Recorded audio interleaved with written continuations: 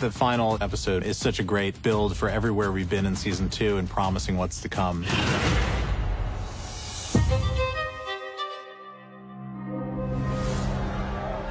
Rhaenyra has choked King's Landing with the blockade, and people are starting to get hungry and they're going to revolt against the king or the Prince Regent. Break the blockade and it will benefit you. It seems you need us more than we need you.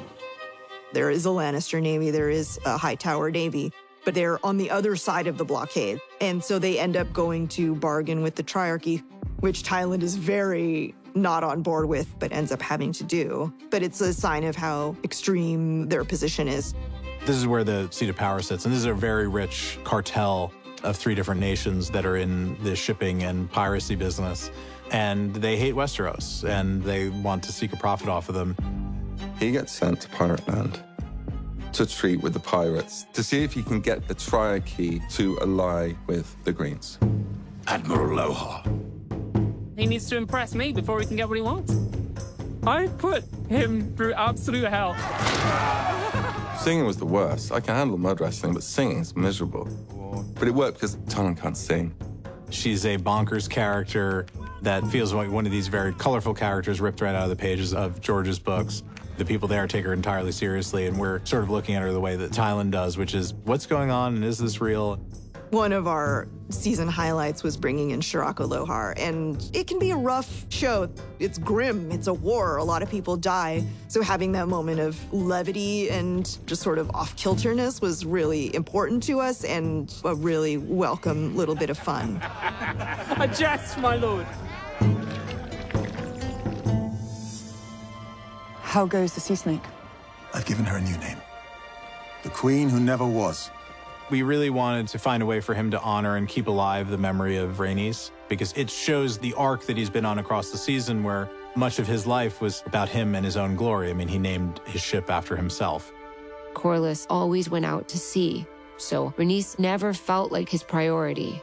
And when she died, it finally came to Corlys that he always thought about himself. And so he did the one thing he could do, take his namesake, his ship, and make it hers. He's lost all the people he loves. He's sort of come to this place of acceptance and understanding that his great exploits are less important than just having his family around him. Do you know what hunger does to a boy? What grief does? Rhaenys always had the conversation with Corlys about his heir, and none of them really feel like they're the right person. For the first time, Corlys considers Adam and Alan. Yes, they are bastards, but they are more qualified. One of the things that we talked about, myself, Abu, and Gita, was that nobody speaks to Corlys that way. Not if they've got any sense. The only person who does is Rhaenys.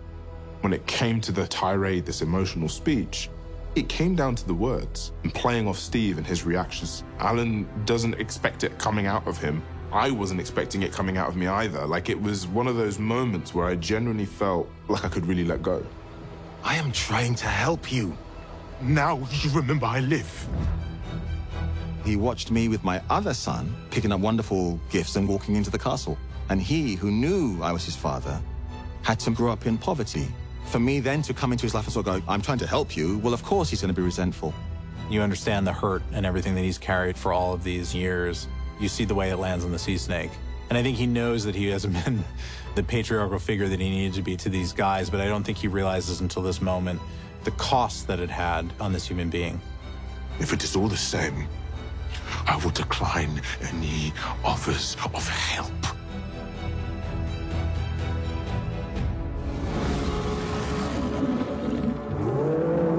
Aemon lashes out.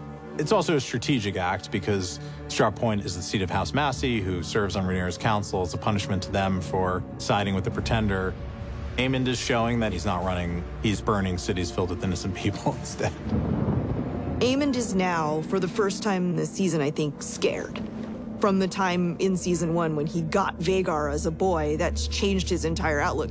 And now that he's been challenged by these new dragons, it's the first time that, like, oh no, I don't have the upper hand in any situation I go into. The stakes are so high that if he doesn't get another rider, he will have no chance against the Blacks. and they will lose the throne if Aegon continues to be king.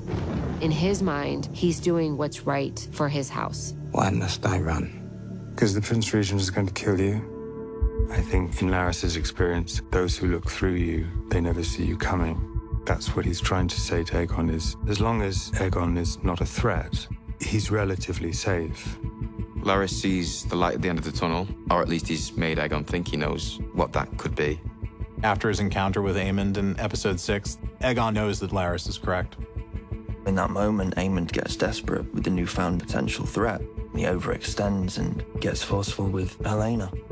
I think it's desperation that reeks off him in that scene where Alicent and Helaena are both like, bro, calm down. This is not how somebody who feels really sure about what they're doing behaves. Helaena admits she saw how I burned Aegon, and it's hard hitting for Aemond to hear that he's going to go down. He kind of envisioned after the war had finished, he'd be seen as this war hero, but Helena's prophecy puts a stop to that. Helena's probably put herself in more danger with Aemond than she ever has been before. Would you not have us prevail? Not like this. Aemond is going to be an interesting loose cannon in season 3 because when Aemond is scared, laughed at, or feels small, he lashes out. You're either with him or you're against him. You get in his way, you're in for a show.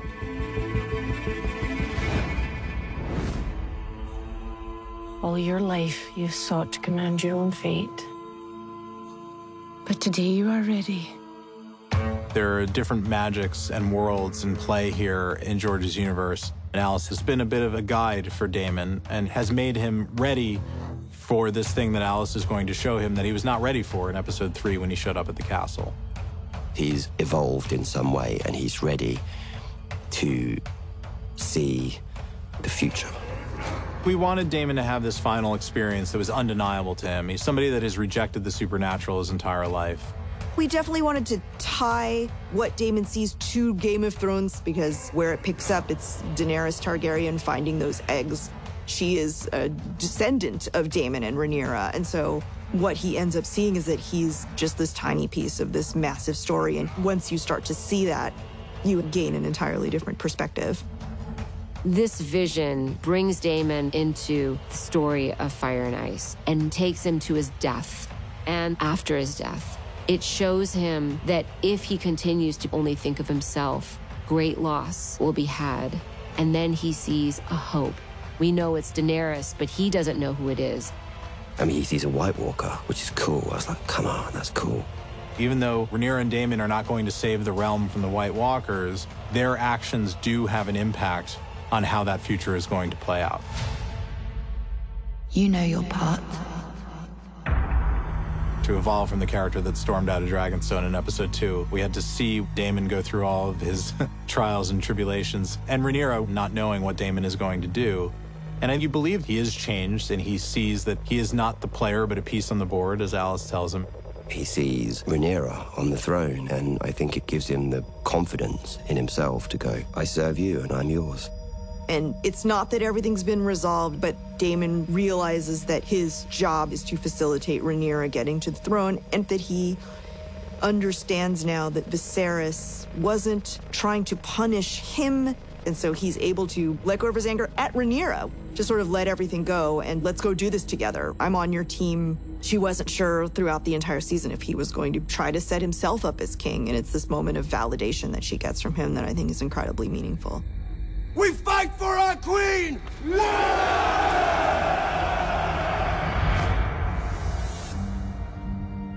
Will you see it through and make your sacrifice? A son for a son. You've seen the massive way that things have changed between meeting number 1 and meeting number 2. And I think both of them have been through further trauma, and it's brought them back around to a place where they're wondering what the cost of all this is for. It's massive that Alicent travels to Rhaenyra. It's treason. If Aemond found out, head on a spike. But it's also to look Rhaenyra in the eye as my rawest self. This is me shedding whatever power or queenly status I had. I was wrong. Take it. I don't want anything to do with it. I'm done. She's had this journey of self-actualization, and she's got a lot of power within her, and I think she feels much more capable. It's funny to be offered a huge gift at the point where you think you already have what you need.